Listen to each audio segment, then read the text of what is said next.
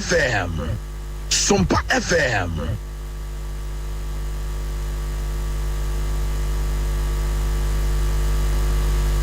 Sompa FM.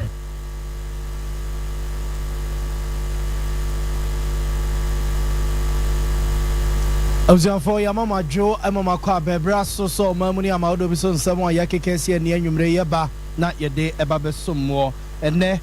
October bosome no ne da etoso dunkno ene memene da nsemo ekochi kobra Michael Batani twakre nke mamuni amanfo nkro so agya maji atumu ene ye ba ne de aba besommo yi nsemo do so na poso ene ebeto dwa se my Ghana court bata Supreme Court mpanimfo akwa asemu a Speaker of Parliament edi tu dwa no ho amoma adane na asem no obusiafo ye beko na efutuo bi a mpanimfo bi no mo edema Speaker of Parliament efa ye na wotwa ye kwakora mu se ne Parliament besi edi omudwuma afa no ye de ebebre mu ye ra alankojo kiramaten ene na fofranto amanyoko no wo mo work ne baso wo kumase abonten so na odiatudwa se eniema wo famu no enye asem keto akra na futu akwa magana ma de hie nyina se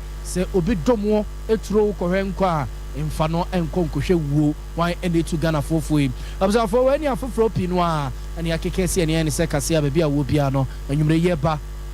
ne yede ababesomo yemfa sedama 21st clinic osia tekentire no a etwetwe wo tutu no abusia nya obi na abodua na so obi na to wadu yade a yefe ne sese atekene bi na etwetwe wo ntire no afiri usisim efa nantu so wo efa oto ase de befa on sirem de befa on nankokom de befa on nantu no de kosi wo nampo no so no etime twetwe wo medu ba bi account from abusia 21st clinic nkwane ayasabia ye wo hu nimdie wo hu fidie wo enura yebetimi etu ase de amawo enafe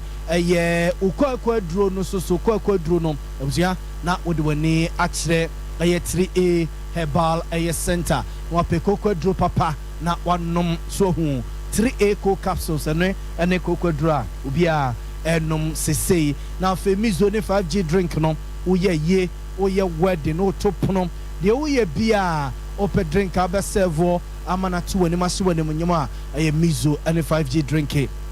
and ye ka ho asem edikire wo na Sompa cha de ne eguso a ya ye ka mo se afene kwa wie ye bie wo abusia ejanka bedidi ejanka benom ejanka ebehye obakunafo hwan ene ekokata na deja so wo se wanya ma onuano na kese wanya ma me onuano ene ejanka ene eye obakunafo no a ye koni akokata na deja so no abusiafo benfie miensanie na Sompa fam yaba mo na so afibia esremo emambeke ho me ye de sede ekose enyanka ne furuma afi so no yes asremo bio se bibia wo bia se ye mo se ya nwa nkwada ntade nkwada mpaboa de de ya kwada ho a nani bagia ma nani aka no fa bedom yei na yemfa enkodom nyanka no na enyanka no so ensere afi ekwaye ye ne bronyai mo na obakunafo so no se ebia akwakoye ntuma anase ekese atade bia ofi se pani edisiesie no a eyeye no wode bedom ya bre no so a udwa mpaye ne gusu sa no a otwedi amponyankrompo begina so no da ye nsenkyerene wabrabom abusia werum na ebo michidom abomadonte anwumre ya bia wo bia ne yetimi aba na yaba besomwo ensam no edoso pa na abusiafo yenko na yenkonko emabemu emamidin edina na yaoboama yenhya kase na se emfemfiri my Ghana yemra swege fiem monimo sam de dade ekoso mra swege fiem na no yawada nemra mra swege fiem chami ne trase na asamo na akwakote na nimu nyina mra swege fo ben na bia womo ayo madwene se omo ene omo amanyokuo no nkona nkra na bio de se omo no amanyokuo no to nkwanta omo pai ya womo eko kontenkro ene fomna MP a wono so ko mra swege fiem se kontenkro asese ode ne tam akwakobo MPP fo diem tamale south mra swege ni yewra Haruna Idrisu ene kotabiri asemi de eko mra swege fiem a mra swege na kese so omo de mra toto ho ewesa nyembia no sa mra swege fo ya ye ko mo ho asemi omo to mra anase emrane kwan so a eno no na asem no kom na so gefie mu sa no and efri brada no e de eba no a te so mo twetwe ya emedu baabi no na e wo se speaker esigina ye na amra so gefie mcha me hene eye ne se ene ne chese ya wada no e no bekwa awre wa kwa kubusa brewa no place yakeka ne mesi ani na osigina ye ho ene emfa ho ene ne sasabro aya brewa ko to dwanyina akire no abrewa bo mode ye brebro bubakwa mu a eye nano ya wada ne ba ye e ma speaker e dia no ye ba ye na obu asem no e na oye ne se samra se gyafo nan no o se pam wonum nyina efiri mra se gyafie mi sa de na o ma ye no o ma tomra ebu mra so a ensese o mo etera mra se gyafie mu ho no mo ebio enti akoba ne sa no na ke se MPP fo MPs na kwa miensa ena NDC ni baako ene ye pam wo mom e de efiri mra se gyafie mu no mo na ke se NDC fo na ba be doso asen eye MPP fo no no na ke se NDC fo domo anaka o mra se gyafie mu no aba be 136 na MPP for beka 135 na kese o se MPP for no sorry free baby o motie se majority lon na NDC for ekokotena ho na MPP for no kotena baby a eye NDC for etie se omo sa kwa adwuma se mraspeja for ebiemu a eno na MPP for no bo anyo so a omo etebiri asem no de koda o my Ghana court battle Supreme Court to say the Speaker of Parliamentary no omo fi so no so atomra ense se otu sa na mo no na no fiada ena enra fie ya ena Speaker of Parliament ene na muntu awutu ye no Supreme Court mpanimfo agagifo no mu kotena se a omo abo asem na to agu se ye speaker ye no watomra also otwen ya kosi se court no a asem kese na edo omonim no omo ebedi awie na eno na Dr. Mame Mensa Bonsu ede afutuo eko ede ama Speaker of Parliament ede mrasebe gwa no se ginasie no a eye o my Ghana court battle Supreme Court mpanimfo asie no omo ho eso mbedi so omo nti omo ho ase a omo san ko Supreme Court no no a Supreme Court no omo enko penchire mu foforo ansa na omo betu sa na mo no o se the Supreme Court aka no Parliament hwe no omo ede ye adwuma efri nyankopon ye adwuma next week omo beko adwuma no. I disagree with his use of interpreting as a daily exercise. I think what they do as a daily exercise is apply. And as long as they apply, that's fine. To the extent that to apply, you must understand and to understand, you must have exercised some version of interpretation he is right. But it's a very minimal level because it is what the provision on its face said. The Supreme Court's interpretive power is to say where we're not clear what this thing means, or where we're not clear whether an act falls within a specific clause's meaning. Then there's interpretation that must be done. Application is done on the daily by everybody, to be honest, by everybody. Interpretation is done by the Supreme Court. If there's a dispute, the Supreme Court decides it. There's nothing in our Constitution that is not subject to judicial review. When you Article 2, word for word, there is absolutely nothing that is not subject to judicial review. What Parliament is immune from is judicial instruction about its daily affairs in the way that in the application methodology, right? So the court cannot tell Parliament today talk about this, or tomorrow do that. And in J.H. Mensah, the court says it has the right to see that the constitutional provision has been implemented. Where the constitutional provision gives Parliament discretion, its job is to make sure that Parliament is exercising the discretion, and it's exercising the discretion in line with 296. It cannot question the outcomes, but it can question that this methodology can lead to that outcome. It means that Parliament decides how it will run itself. To the extent that it is not doing anything the Constitution has not said it cannot do, the court cannot go into Parliament's house and say, you know what, the NDC should sit on this side, MPP should sit on that side because we think it gives greater clarity. Observe woye obi a wabeni ye pa ewo emrem na osaso ekire mra ho ade ewo Ashasi University a ewo omayemo Dr. Mame Mensa Bonsu ena yete ne nkenya wotu Ghana mraspegiafo no ne mraspegia nyina afo no se obeya emra no a ene asem a Supreme Court aka no womu ne so enso omo nto omo ho ase a omo ensanko Supreme Court no mo abio no mo enkopa no ye fufuro na nsa na omo betu sa na mo no mo hwese asem a Supreme Court womo aka no womo ede ebeye adwuma na Supreme Court asem ya ho ena Dr. Atakwabena Kennedy papai rebi atwamu na udin tintiman ewo MPP amanyuko no mu a ebeka ne so da so a eye NPP ni anesa na already atugase na no nra efie ye Supreme Court ye no ofi say Supreme Court for no aye yakora politics no aye esen womo yinim se womo eye omo politics no or the same to jawabra na ensemtwefo ebusa Dr. Atakwabena Kennedy se enra fie ye Supreme Court kan ye na womo etwa eye Speaker of Parliament ni Judicial we see yemu a just so my boat to go baby no so mu say nie and watch us on your help tetekere mu a won say Supreme Court judge for no mo ya ye MPP NDC e chen wo mo a MPP ni NDC ni ye te ye e de e ma wu no mo Dr. Arthur Kwabena Kennedy ni nsem ni.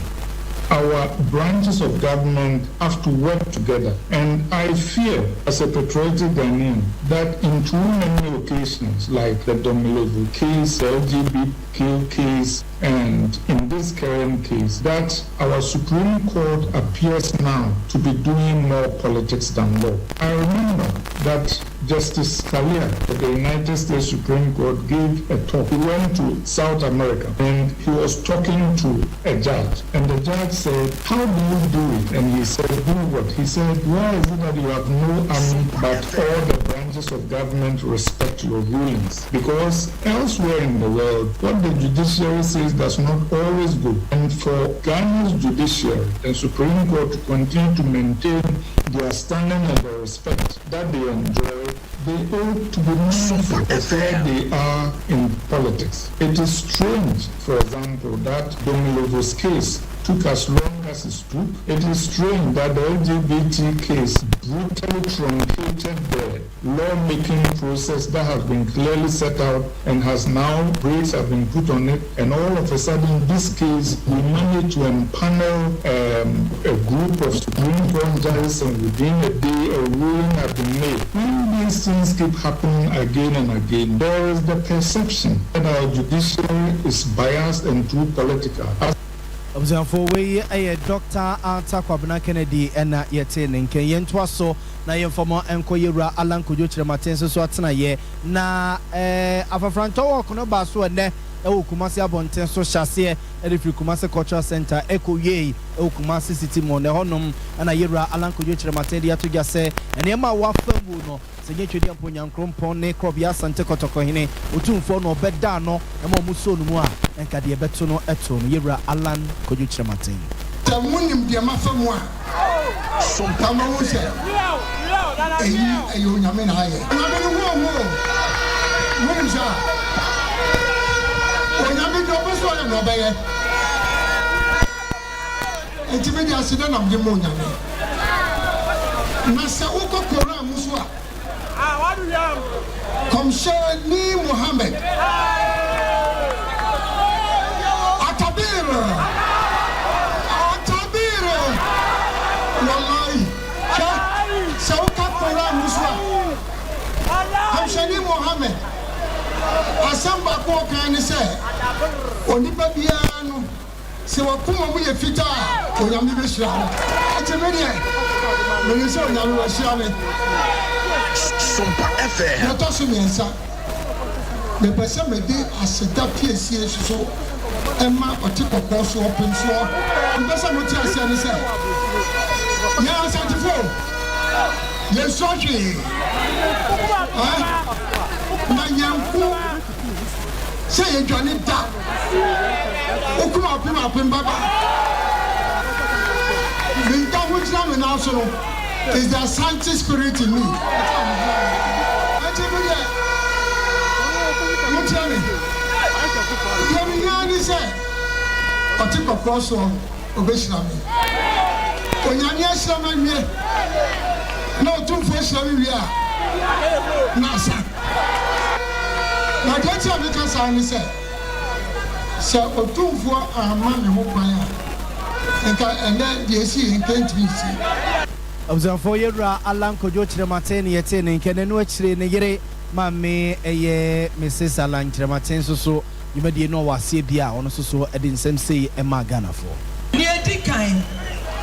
munyina munim say ye beto aba 7 December aka na otwe ennan numbi na Ghana Asante mai Ghana maina ye betre ye do achama krachi baku ora baku anyankopon yi na mayen eye ye freno Alan John Kojo Matenso ansana obeba ye omampanyi 7 January 20 2025 no na efiwu eni me FM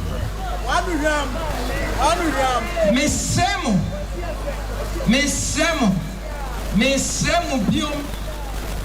obia mananinda ho asia ho obia mananinda ho na obia enkai se edidida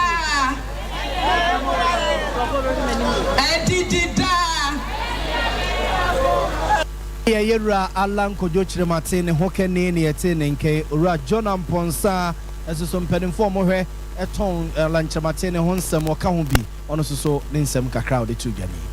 ne papa Alanche Martin kwakoye se crazy osofo ma no otene ko se de munim no ya ye work no bi da o MPP mo ye law work no bi okay ote no ho be ya afafranto so ya ye work last year. Yes, yes, Afibia obey a walk no. A conanim sene a frase no. They say, and then Ushema crowd of women Ube over 50,000 people, and then a Tigu street so. So, ain't a young couple Adam. We are no free wa. Ye papa Alanche Martin Otaka and same betray say. Politics is about strategy and mobilization. Politics is about strategy and mobilization. So, how to mobilize people? One, and a strategy how to mobilize so another. Now, try the SCR. It was said Ubiara Itimisru Yapapa Alam.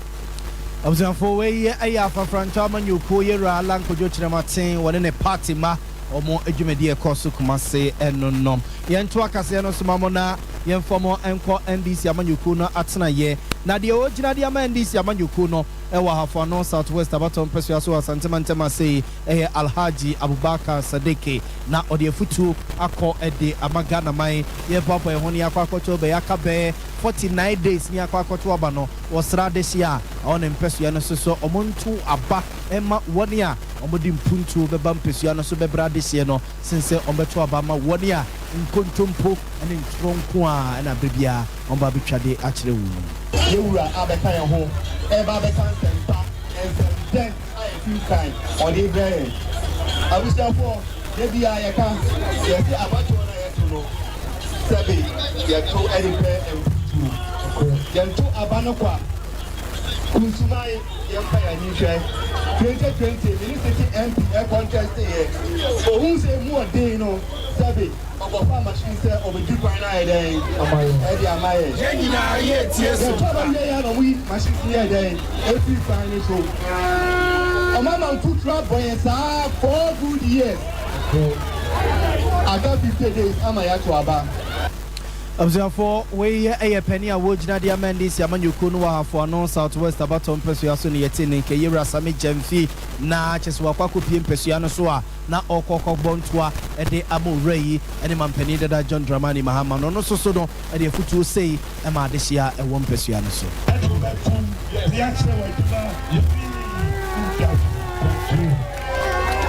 la usia du maya ya ma ufidie papa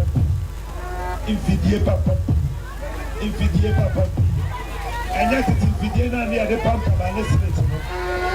industrial machines papa ni ama ufuka ho na dia ko bi wetuma umpewe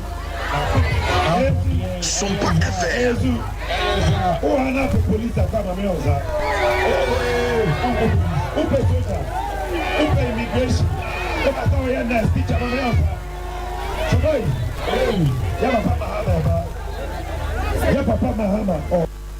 Observe we ye rasame jamfi won ne hwani amansan de nkomo ema NDC amanyuku no ene wakopia hafo no southwest abaton pesua so asantema se ya wo bontoa na hono mu dika ede amama mpani dada John Dramani Mahama ene NDC amanyuku no yemfamo enko MPP amanyuku no moy na NPP mrasebe dweden a owo mrasebe jefie ma desia ewo afigya kwabre no for abaton pesua so a ono akro no a esaso yeso afọ abedi kire o my god ya ho ne ne ho nsensem ohweso honorable Collins Abdomako Mensa o de futuo akwa ma yenuanom nkuma no a omutira ye amene omoko secondary school no otuo no fo se hwe no man tutu o mabrabo ase hwe no man tutu wo mo adesua so ase eye adom bi na adom wonum wo mo emfa adwuma den ene den emfa emmobra no na otwedi amponyankrompo hatam no nkumachi obetonsu papa agudi omu ye bia so amano ababe nsira ede ama wonum ono abode futu sami ema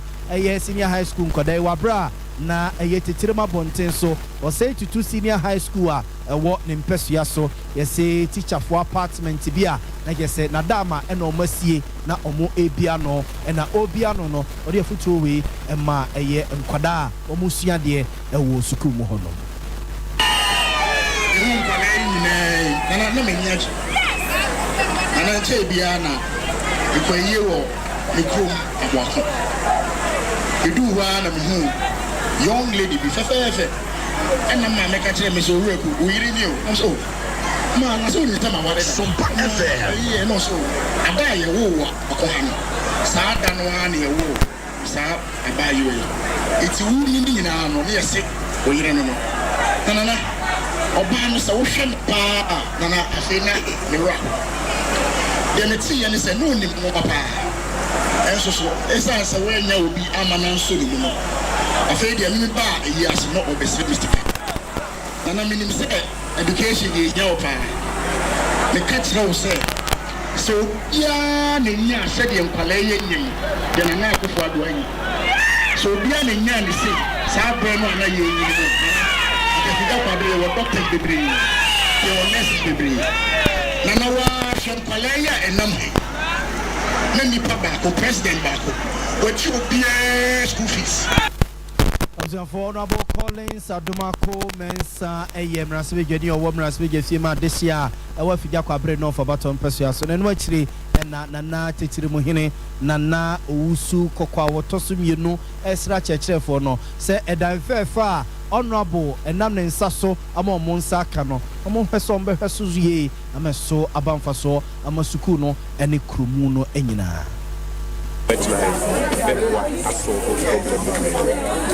headmaster no na me no begin so say on kasantre esofo no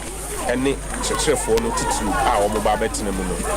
omo fa edan no ese anase japade ne se omo de na omo hweso ye se dem penifo kan ne se wo yu die ya na oso die ye omo hweso ye da achi no so omo ni hakra bi fufuro ba betene mu no so abetene mu wani ji and say ye nam ho aye ba behwe adifefa ya ye nyina ye hwe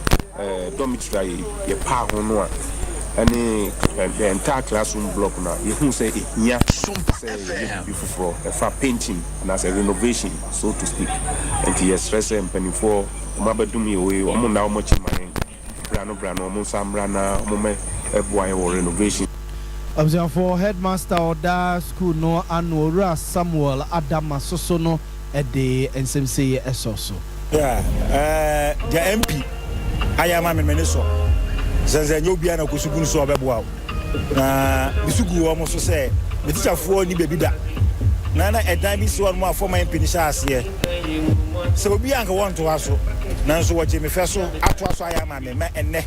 odi abedane ya hyensa na ekase nakopon hira no na koma so de bia nakopon enye ma no na so ye shebo say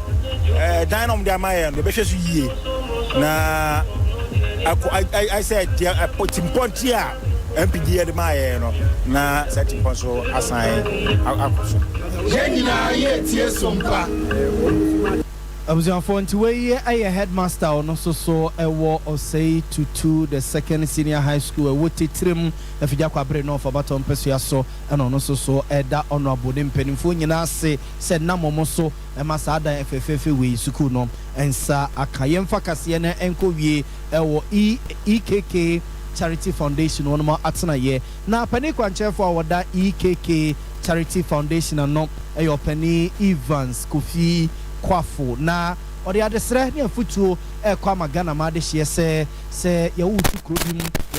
bi so ye wo ekokoto eye bia bi na bia no eye wadom epegya ma onya baabi egina enye wadwene se wo bedane wachi e de amakuro no ene emu adehye se udidi ebi eso omo so a beba mo twedi amponyankrompo nhira no a ode adomo no kyese ayemohomoho ene empempem bebre ra Evans Kofi Kwafo a oye pani kwanchefo da EKK Charity Foundation anom ade sansame tujawabra na omo ekoye tufa efri asantemantemu akwakopie eye Western North ama eye Akontomra district ena na omo akwakopie a yesi school dan bi kyese tibia school dan wom na enye kra ena papai ede akadia ebeboa mo metimasie school no ama nkola no so metima ne ani age school nim ekokodum no na hodom na ode futuo we ma ema gana ma de hye nyina sese twede amponyankrompa to nsemu a twani na sakohwe wunchi na moa bi esefata fadom ade hye a ewo ehonom antanje fo mu bebi akon wan ansa na bido na nye yi ase na mesre o ma bibi wo mu nsem ade sredie e bebi ayi tuo mu nso o mu tuo mu ni mehwe se bi ni no mu ekurase no o mu bre we school is meti yo yan kura bi kura na sisi fom entwi ani mehwe o mu ni ntini mu a o mu kakran so mu de obi atini eboa ne ba enti entwi ani mehwe o mu villages ne ntini mu ne sa de a enye kura ha adwen e ma mu tumo ni sente fom mu nkola mu wo ma ebi arre ho ikota de kura bi ni bi no ma hye de abasko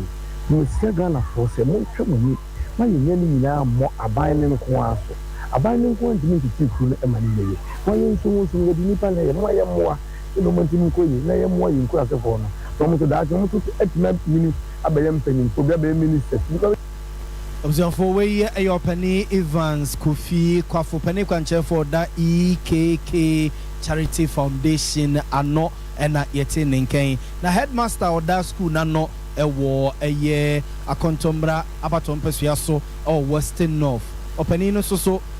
da penia sepa se ufra santimemu ton na wanya bebia se bebia omoteya nani ehu omotebi omuwomu a baba beye wo maye no oso otwedi amponyankrompo no a wuhire obi ntumi no me no so nkoso anu nhira no na onnom se beye na obetimi atrene nsa amana so afufuro pi so ha no de dotso eye book mu e wa de se mu enye asem kitwa ye brepa nkola ni bi ba school a emta bi ba ko ni book sense kura oni bi ibe za kura oni bi nti e ba no sa e haye e be tini a chere de ade na wie no kura homework kura ma ni bi kura ntini enye enfama ubi se o se me ma me se uniska ampa so ja afie no so kura emu enye nti ma ye teachers no ye brepa e wo addition e de ma other foundations omo ma ye no se yes sema ha eka Ghana ho iti se bibia ni na se mo bi kra obabi a mo modern nta omani emehwe mo mo aye iti se ya mo tem na no nti ha iti zema na maba isu na mse ha eto isi ewa di training iti na ma maba ha mi lebo iti yes sema se mo ma mebo aye na de ebi free grasse na eba nearby villages no ebi free next town Kojoko eba you so na agni bu a wotwansio ansana waba ante basa omo mo wonse na tso no mutumi e school nkola de we la kenya ma bebre especially obi ni mpaboa obi o hala sana ko de bo school ni kwa na to class obi ni mpaboa ba si busu e bebre because ye subject it obi o ni book ba ko pe for the ye subject ni na basa na agni Observanti we a penny quancher for that EKK Charity Foundation and no Onomana Muntua omo 2 year and a chechefe wo school no omo dasia that's a bim review omo edu omo hia sem so no esa etwatwa so ntieja so don for you wadon no ato wonsem a udidi ankwala yi omo bi eso omo so a otwedi amponyankrompo no ebi hira wo pa ye gina we so na nwumre nsem e baba no de babeso mo no ye de mo sia sei na ya sorry ama ye de nyom kakra gege mutata na fi ebo no nso a yewura Lord Inunsa Lansa wo ye MC ewo Otafo one NPP amanyuko no betena se no nso bia de kosi no nkron ewo Sompa FM ene Sompa television so omo ebeton Dr. Alhaji Mahmoud Bawumia ebeton MPP amanyuko no ebeka ene papa NPP amanyuko no aye de echire wiase ne amansan se beye na afia bato na ye bobo ho akwakoto no December bosome ne de toso enso no yakoso ato aba de ama NPP amanyuko no ntie sorry ya non so e kusi non kono yera Lord Inusa Lansa etnase na one na pamfo NPP amanyu company fo ahodo ne abamu company fo ba beka no madi dwuma enne no esewani nsese ye ka kire wo ye sorry kosafo ene chinchin fidie ne de maame ena David Chane ekoba gese simpre mu soso ene time chi midin ade na ya bo malibi abogam siafo ye damase ama mummunity ene hwa enya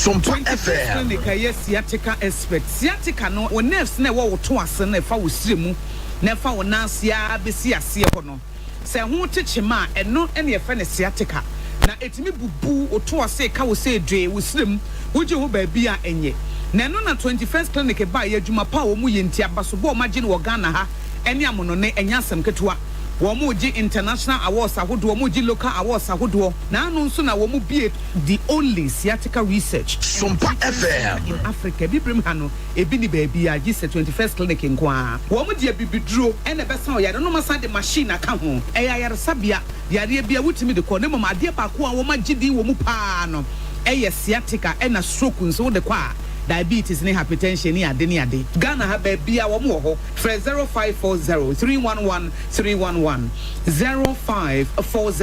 311 311 na 21st clinic